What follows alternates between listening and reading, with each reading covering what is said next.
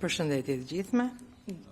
Emri im është Endela Koja, unë jam një nga pronarët dhe në zonë të prekur nga projekti TID për një objekt që prishet, pra unë këto nuk jam si përfaqësuese e grupit, jam një nga personat të prekur. Në ekspertizë jam arkitekte urbaniste, me ekspertizë që shkon edhe në projekte të Bankës Evropiane për ndërtim me bankës të eksperte, po themi lokale për projektet tuaja. Kjo është arsye që kur flas për gjëra të cilat do t'i përmend më poshtë, i them me kompetencën e profesionit tim si arkitekte dhe urbaniste. Grupi që shikoni këtu është një përfaqësi e grupimit i cili është krijuar tashmë kundër projektit TID, jo si projekt kundër për të prishur, për të mos u bërë, por si një projekt i cili ka shkelje të rënda në të drejtat qytetarë, në të drejtat e pronësisë dhe në mënyrën se si është bërë. Dhe lufta jone vërtet ka filluar, ose më mirë debati joni fort ka filluar, sidomos mbas daljes së VKM-s së shpronësimit në gusht, pikërisht sepse deri në atë ditë konkretisht ne nuk jemi pyetur.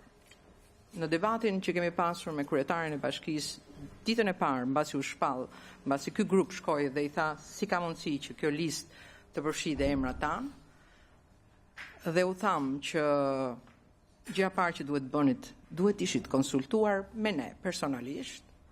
Ajo e kundërshtoi, ta ne kemi bërë ca takime publike, të cilat vazhdojnë dhe përmenden edhe nga ministria apo nga të gjithë, të cilat nuk janë konsultime publike, po janë prezantime projekti, dhe përgjigjja jon ka qenë e thjeshtë. Siç na gjetët nominalisht në shpronësim, duhet na gjeni nominalisht në konsultim. Dhe ligjet shqiptare janë shumë të qarta për këtë. I pari ligj të cilit i referohemi është i përmendur në planin e menaxhimit. Është 169 2020 i 2020-s, i cili thotë që konsultimet bëhen me listë prezencë, me firmë, me marrje mendimesh nga banorët dhe grupi i projektimit i merr ato në konsiderat dhe vjen me një variant të përditësuar me to. Në planin e menaxhimit ka pika të qarta, jo vetëm në planin e menaxhimit, se plani i menaxhimit është detyrues për projektin, por ligjet shqiptare janë detyrues për çdo zhvillim të territorit. Konsultimet e publikit janë të qarta jo thjesht në këtë ligjin e trashëgimisë kulturore, por në ligjin e planifikimit të territorit, në rregulloren e planifikimit të territorit, në ligjin që rregullon po themi të studimin mjedisor VNM, i cili është jo vetëm me ligj shqiptar shumë i qartë, por edhe me ligjet e ratifikuara nga konventat ndërkombëtare si ajo e Aarhusit, ku konsultimi me publikun dhe impakti jo vetëm mjedisor, po dhe social, është gati para prirës i projektit. Para se të fillojë një projekt, fillon pikërisht kjo. Ajo që ne insistojmë që nga dita e parë, është pikërisht kjo. Nuk jemi pyetur, janë bërë projekte mbi objektet tona pa na vënë në dieni, me drone mbi objekte që është edhe kundër planeve të menaxhimit të aprovuara po nga ky projekt. Dhe kjo ka sjell atë që ne në gjuhën tonë të projektimit, gafa projektimit, të cilat kanë afektuar të gjithë këta njerëz që shikoni këtu dhe jo shumë më tepër se kaq, dhe kanë krijuar pikërisht këtë problemin e madh që në dukje duket sikur jemi kundër projektit, por në fakt ne jemi duke mbrojtur shtëpia tona. Është kaq e thjeshtë.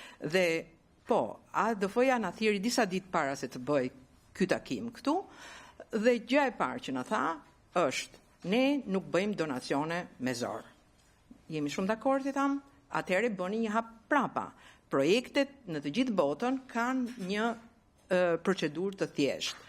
Në rast se ka gabime, bëhet një hap mbrapa, rishikohen dhe korrigjohen dhe bëhen ashtu siç janë për të bërë. Pse nuk e bëni këtë? Ju jeni në procese, na kujtuan proceset gjyqësore. Dhe na thanë, ju jeni në procese gjyqësore dhe gjejeni të drejtën në proceset gjyqësore. Jo zotëri. Në proceset gjyqësore ne apelojmë vetëm vlerën. Nuk apelojmë dot shpronësimin e objektit tonë, sepse është një ligj i tmerrshëm i shpronësimit, i cili po të vuri për shpronësim për interes publik, nuk ta jep mundësinë ta rimarrësh pronën tënde. Maksimumi mund të apelosh vlerën. Dhe vlera, në qoftë se atë diskutim kishim për jashta, është një gjyq pafund që mund të marrë edhe vite të tëra pikërisht për vlerën e saktë. Pra jemi në kushte antikushtetuese dhe në kushte antiligjore për gjën më minimale, të pyesim banorët tanë. Diskutohet për një gjë tjetër, që numri i banorëve që janë kundër projektit është i vogël. Të flasim midis nesh, edhe sikur 3 veta, edhe sikur njëti ishte kundër projektit, ai e ka të drejtën legjitime ta kërkoj pronën e tij. Por fatkeqësisht në këtë projekt ka shumë që janë kundër këtij projekti, sepse janë prishur dhe janë marrë, ose më mirë, është marrë vendimi për prishje, ai vendimi që ju thash në bazë të ligjit në fakthim, dhe nuk bëhet më diskutimi për ta marrë më pronën mbrapsht. Në brenda nëntorit, sipas procedurave, ne duhet ishim të shpronësuar. Normalisht ai vjen një ditë dhe ta heq certifikatën nga pronësia. Dhe kjo është gjë shumë e rëndë, pa na dhënë mundësinë për të parë dhe për të korrigjuar projektin. Dhe lufta jonë me të gjithë, jo lufta jonë, ose më mirë ne do kemi pasur gjithmonë dëshirë, t'i themi të gjithë organeve që e kanë në dorë këtë projekt, ju lutem ndaloni, janë bërë gabime të rënda, të konstatueshme, të vërtetueshme, përse nuk e bëni? Kur shkon pranë bashkisë, bashkia thot zhvillues është ADF-ja, dhe në fakt nëpër letra ne na del zhvillues ADF-ja. ADF-ja në takimin që bëm, i vetmi takim që kemi bërë me ADF, na thot, unë jam donator, madje përdorën dhe fjalën filantrop. I thash, më falni, po ju hyni në modelin BID në marrëveshje me ne. Kjo nuk ju bën filantrop. BID-i është sistem menaxhimi. Ju jeni pjesë e sistemit të menaxhimit. Justifikohen me faktin që thonë ne e bëjmë këtë që për investimi jonë të mos na shkojë kot. Atëre pavarësisht nga justifikimi që jepni ju jeni pjesë tashmë e këtij projekti. Pasaportat e objekteve tona dalin dhe me vulën e ADF-s. Pra ju nuk lani dorë nga përgjegjësia e gabimeve, sepse në këtë rrjetin e gabimeve ne po gjejmë ku do ta kapim përgjegjësinë dhe gabimin dhe ku do ta korrigjojmë atë, sepse këto gabime janë të rënda dhe këta njerëz që shikoni këtu, të gjithë ta banor i dëshmojnë këtë. Ju kam quar, zonja kryetare, dhe një dokument të fundit që na vjen nga Kisha Ortodokse. Dhe kjo vërteton gjithmonë më shumë se sa i pastudiuar dhe se sa janë kaluar përgjegjësitë apo anashkaluar shumë gjëra pikërisht në këtë listën e shpronësimit dhe në këtë vendosjet për shpronësim apo për rindërtim apo për marrje e tokës private. Në këtë dokument, Kisha Ortodokse prononcohet që pikërisht Kishës Ortodokse, megjithse mbrohet me Kushtetutën e Shqipërisë dhe me marrëveshje memorandumi, po themi për mosprekje të pronës së tyre, atyre ju është marrë tokë truall dhe e citoj pa pëlqimin ton, pra pëlqim të cilin nuk është marrë nga ne. Dokumentin e ka zonja kryetare, po mund ta keni, ta shikoni dhe ju. Me këtë ne vërtetojmë pikërisht atë që kemi thënë prej kohësh. Projekti në vazhdim, që ka shkuar deri në momentin e shpronësimit, mos konsultimi, mos marrja e një mendimi në teren me pronarët, ka sjellë në gafa kaq të rënda, sepse normalisht, sipas aktit të shpronësimit, ti nuk duhet t'ia çosh Kishës Katolike, Ortodokse dhe komunitetit musliman për shpronësim tokën për çfarë do lloj interesi publik që ti bën pa pëlqimin e tyre. Pra jemi në shkelje të shumë gjërave, por kur arrini që të arrim që deri këtyre entiteteve ti preket e drejta e pronësisë, mendo se çfarë mund të themi për banorët e thjeshtë. Kam këtu dhe 2 dokumenta të tjera. Ministri Gonxha dhe Bashkia e Durrës, në të gjitha rastet kur ne kemi kërkuar kërkesë për informacion për faktin që ne nuk jemi konsultuar, na kanë nxjerrë një listë që përmendet dhe në planin e menaxhimit, ku përmenden një listë e caktuar, po themi, shoqatash të cilat janë konsultuar, e keni në planin e menaxhimit dhe thot shoqata Durrës Autokton, shoqata e të verbërve etj etj. shoqata Durrës Aktiv, Universiteti i Tiranës dhe Durrësit, që nuk e di ç'lidhje ka Universiteti i Tiranës dhe i Durrësit me pronat individuale tonat, përveç se mund të jetë atje një dëgjues, Rotary Club i cili na e ka dhënë në mënyrë gojore, po do na japi edhe në mënyrë shkresore.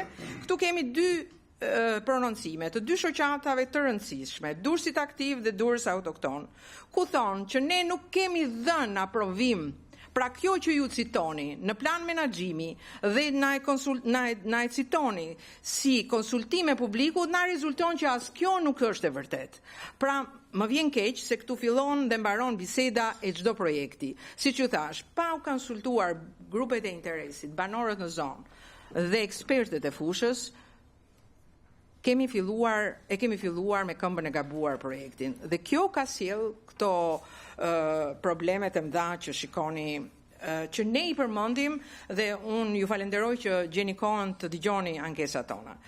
Ndërtonë ne kemi ja kemi çuar ADF-s, delegacionit të BE-s, ambasadës amerikane dhe për djeni edhe këtij komisioni, kryetares, deklaratat e mbi 40 banorëve, të cilët thonë nuk kanë marrë asnjë njoftim për këtë projekt të bërë në shtëpinë e tyre, sepse flasim për konsultime, 3 konsultime citohen nga të gjithë, të 2021-shit dhe 2023-shit është i fundit.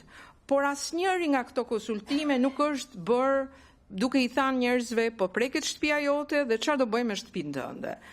Dhe kjo deklaratë vërteton mosdieninë e banorëve në këtë rast.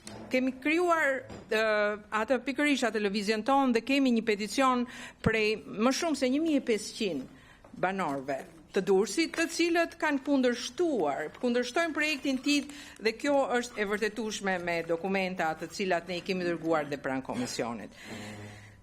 Megjithatë, unë doja të përmendja dhe disa pika të cilat unë i kisha radhitur me radhë, por në qoftë se ju do të vazhdoni sidomos me ministrinë kemi atë debatin, sepse ADF-ja e nxjerr gjithë e shkarkon gjithë përgjegjësinë tek ministria dhe tek bashkia. Dhe thotë, dhe në fakt organet që firmosin mbi projektin ju, ata kanë maksimumi duke dhënë sponsorizuar, siç e quajnë ata projektin, ata mbajnë përgjegjësinë dhe duhet të mbajnë përgjegjësi për grupin e projektit që kanë zgjedhur dhe për projektet e dobta që janë bërë nga studiot që ata kanë kontraktuar. Por në fund firmat janë të Ministrisë së Kulturës, të Kryetarisë së Bashkisë dhe të Këshillit Bashkiak të Durrësit, i cili nuk ka ushtruar të drejtat e tij që me legjislacion shqiptar, me ligjin e planifikimit të territorit, nisma për hapjen e planit të detajuar vendor për zonën TID duhet të kishte kaluar në Këshill Bashkiak, që ne na rezulton që nuk është bërë. Pra kemi shkelje ose anashkalime me të drejtën që këtu kemi një organ dhe një donator të rëndësishëm i cili po vjen për zhvillimin e qytetit. Dhe këto anashkalime kanë sjellë pikërisht gafat e rënda në projekt, të cilat na afektojnë direkt në heqjen dhe në marrjen e pronës. Dhe në marrjen e pronës me shpronësim për interes publik, me mos të drejtë rikthimi. Kjo është gjë më e rëndë e kësaj historie. Ne mund të kishim vazhduar me gjyqjet në qoftë se ky ligj nuk do të ishte aq i tmerrshëm, sepse ne mund të merreshim individualisht me këtë. Por duke qenë që ligji për shpronësimet nuk na jep mundësinë për të rimarrë pronën, ne e kemi kaq të fortë debatin publik dhe jo vetëm ligjor për këtë projekt. Në vazhdim, unë do t'i përgjigjesha përfaqësuesve të ministrisë për argumentime që ajo do t'i jepte, do t'i përgjigjesha një nga një, por mund të vazhdojmë më tutje. Zoja Koja, ju e përfunduat parashtrimin tuaj. Po. Kush nga banorët dëshiron fjalën mbas jush? Po, zotin Toja, ka një pyetje paraprakisht për ju dhe më pas me banorët, në mënyrë tillë që ta merrnim gjithë panoramën e banorëve dhe më pas të kishim komunikimin me ministrinë sepse do bëhej shumë e fragmentarizuar. Zotin Toja, fjala për ju. Faleminderit zëra kryetare, nderuar kolegë, nderuar banorë që deditues, përfaqësues i qargut jam edhe unë, bashkë me kolegët e tjerë dhe kam kënaqësinë që ka dhe nga Partia Socialiste pjesë komisionit. Tani, ju thatë në prezantimin tuaj si individ që jeni përveç se banore e prekur nga ky projekt, jeni edhe me profesion urbanist dhe arkitekt. Nga ajo parashtresa që ju bot, unë pash që keni probleme. Para me mënyrën se si është arrit në vendimmarrje, pra nga pikpamja institucione, procedura e ndjekur, dhe e dyta me shpronësimin në mënyrë proporcionale dhe tre që parashikon ligji. Kam dhe i pyetje tjetër në aspektin profesional që ta mbyllim tablon. Pra, ky projekti, se ne kundërshtojmë projektin, ne që si jemi urbanist, çfarë duhet dim, çfarë cënon ky projekti në pikpamja profesionale tashmë që ta plotësojmë dhe pikën e tretë. Pra, dy të parat i quam që ishte një shqetësim i banorëve, që është një grup banor që preken drejt për drejt, e dyta është procedura ndjekur për të arritur në vendimmarrje, e treta pse çalon ky projekt, ku çalon? Që ta dëgjojnë edhe ne këtu, po dhe të tjerë. Dhe e dyta, edhe për kolegët e tjerë, më falë zoja kryetare, meqenëse se unë jam marrë me gjyqje që tjetër. Ju keni drejtë që të ngrini pretentimet tuaja dhe pastaj gjithë pjesëmarrësit përfaqësuesja e ministrisë, po dhe ne të tjerë të kuptojmë se është problemi, pastaj ndërhyjmë me pyetje. Po që se do e ndërtoni bashkëbisedimin me përfaqësuesin e ministrisë, para do humbim kohë dhe e dyta do dalim jashtë kontekstit. Jo, po e bëj për sqarim për faleminderit. Po qartësisht siç shpreu kolegu Ndoja, ne do deshëm që ju të bëni përgjigjen e pyetjes që ju tha deputeti zoti Ndoja, më pas të gjithë banorët të shprehin shqetësimet, të kuptojmë në tërësi problematikat e projektit, të shprehet përfaqësuesja e ministrisë, të kemi mundësi dhe ne pastaj të hapim debatin, diskutimin, për të qenë të gjithë sa më të qartë kur dalim këtej, se kush do jenë edhe rekomandimet dhe zgjidhjet që mund t'i japim duke u qartësuar sa më shumë për projektin. Po, zoja Koja, fjala për ju.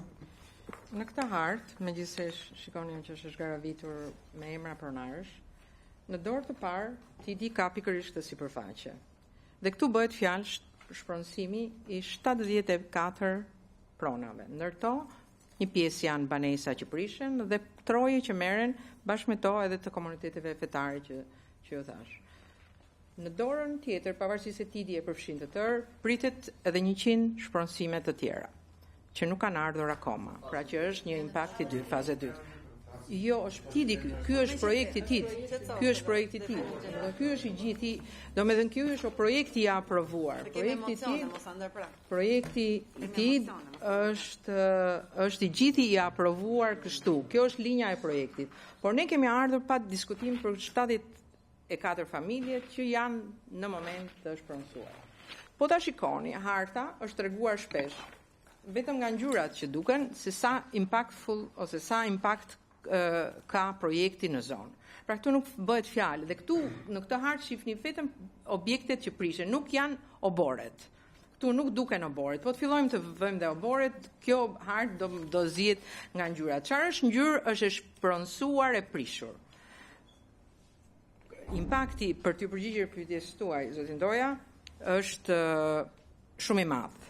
Aty është një komunitet i tërë i cili përbëhet nga ndursi autokton, nga njerëz që kanë me breza që jetojnë, dhe problemi më i madh që kemi jo vetëm në prishjet, po ka nga ato që rezultojnë me dokumenta jo shumë të, po themi, përditësuara dhe rezultojnë dhe toka shtet. Dhe kjo është akoma dhe më e rëndë dhe tragjike. Ata nxiren nga shtëpia dhe nxiren dhe pa asnjë lek. Kemi nga këto raste plot edhe në këtë, pra që nuk janë në këtë 74. Dhe numri i njerëzve të impaktuar është jashtëzakonisht i madh. Dhe arsyeja që u nxora hartën është pikërisht për të treguar gravitetin ose më mirë se sa e madhe është sasia e banesave në të cilat ndërhyet. Impakti social është i madh. Pra këtu bëhet fjalë për një komunitet të tërë, 74 familje, mund t'i shumëzojmë me një numër të caktuar dhe numri i banorëve të afektuar është shumë më i madh se sa duket në këtë tavolinë.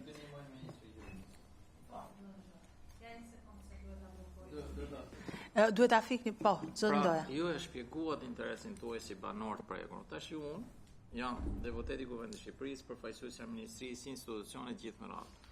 Shteti ka drejt i shpronësojë banorët për interes publik.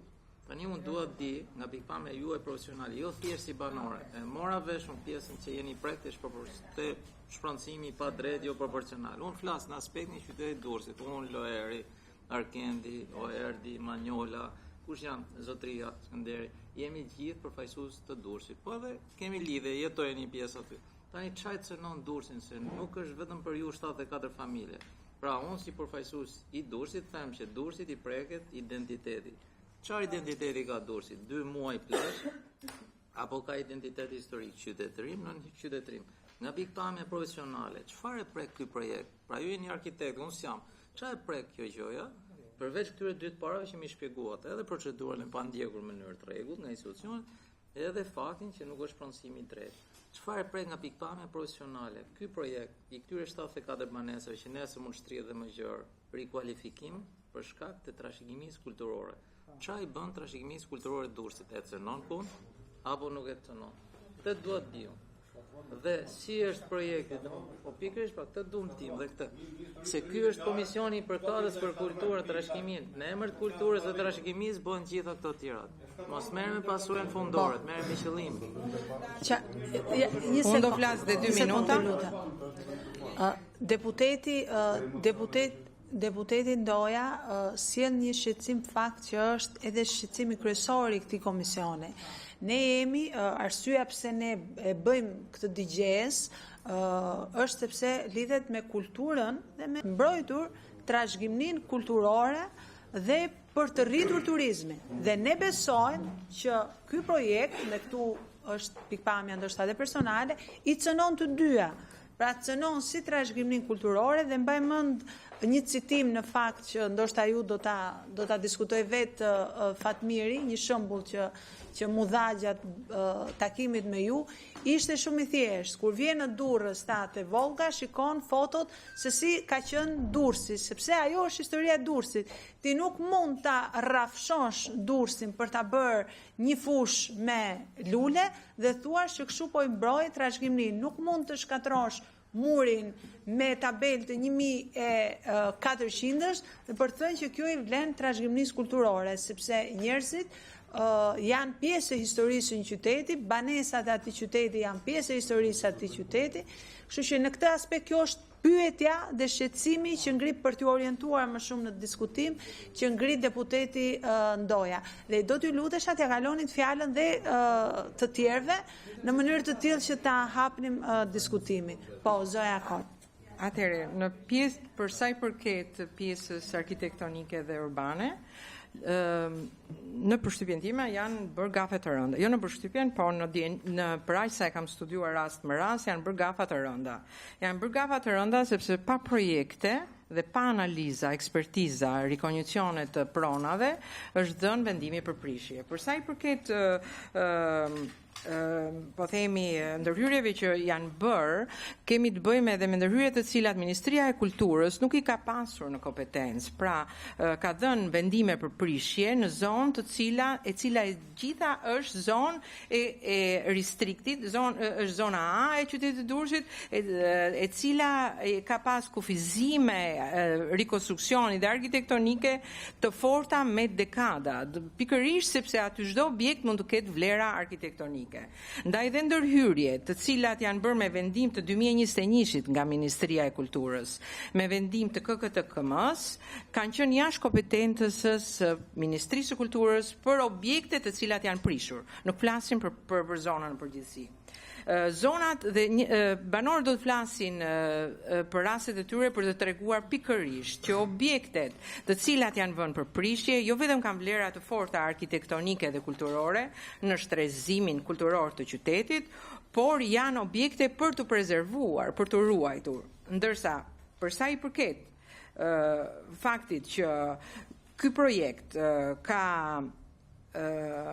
ka quar, do me thënë, në shpronësime, ligji i shpronësimit për interes publik, do me thënë, emri i vënë shpronësim për interes publik, ka te kaluar të drejtën me të cilat bëhen shpronësimet për interes publik, ju kërkoj ndjes për konfuzionin, do me thënë, bëhet fjalë për shpronësim për interes publik, për një park publik, ose për hapësira publike. ndërkohë që njerëzit atje janë banorë me shtëpia të cilat nxirren në kushtet kur ata nuk blejnë dot një banesë.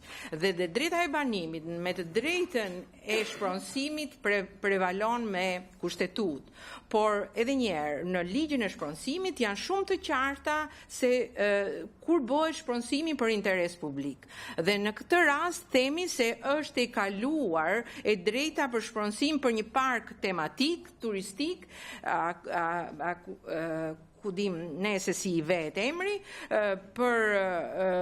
për të hequr të drejtën e banimit dhe të drejtën e pronësisë së banorëve të cilët në komunitetin e tyre dhe në shtërësimin urban, në konceptet urbane janë të diskutueshme që të ruash vetëm sitin arkeologjik dhe të mos ruash gjithë trashëgiminë në vitet të qytetit është një gafë e rëndë që nga termat e referencës apo detyrat që mund të jenë dhënë në projekt.